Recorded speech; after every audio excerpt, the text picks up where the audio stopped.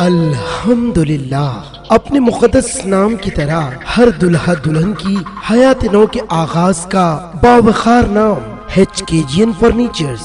जी हाँ, HKGN furnitures NRIs कारनशीन families के लिए दीदाजेब, शानदार, शाहकार, मजबूत और पायदार, दिलकश और दिलनशी शादी के फर्नीचर का सबसे बड़ा शोरूम अब Shastripuram king colony main road के पुरसुकून माहौल में।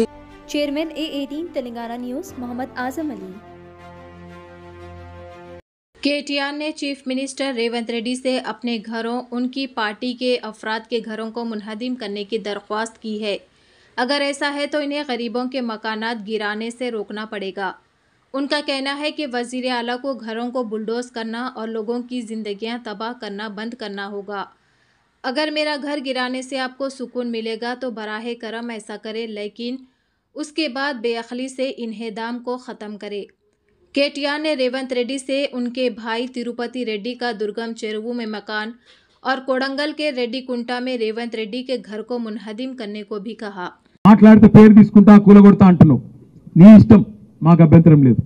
కానీ దయచేసి నేను ఒక విజ్ఞప్తి ముఖ్యమంత్రి గారికి చేసేది, రేవంత్ రెడ్డి నీ కన్ను చల్లబడతాయి అనుకుంటే మా దగ్గర ఉన్న బిల్డింగ్లకు వాటికో వీటికో కూలగొట్టిన కన్నా నువ్వు శాంతిస్తావు అనుకుంటే బరాబర్ కూలగొట్టు. కానీ ఆడికి బంద్ చేయి, ఆడి కూలగొట్టుడు బంద్ చేయి, పేదోళ్ళ కడుపుల కొట్టుడు బంద్ చేయి. మా ఇల్లు కూలగొడితే నీ కడుపు చల్లబడుతుంది అనుకుంటే మా కూలగొట్టు, ఆడికి ఆపేయి. పేదవాళ్ళకి మాత్రం కూలగొట్టుడు దయచేసి ముట్టుకోకు. ఎందుకంటే ఇవాళ బాధ అనిపిస్తున్నది. ఓదికేమో రైతుల గోస ఇక్కడ ఇట్లున్నది ఊళ్ళల్లో.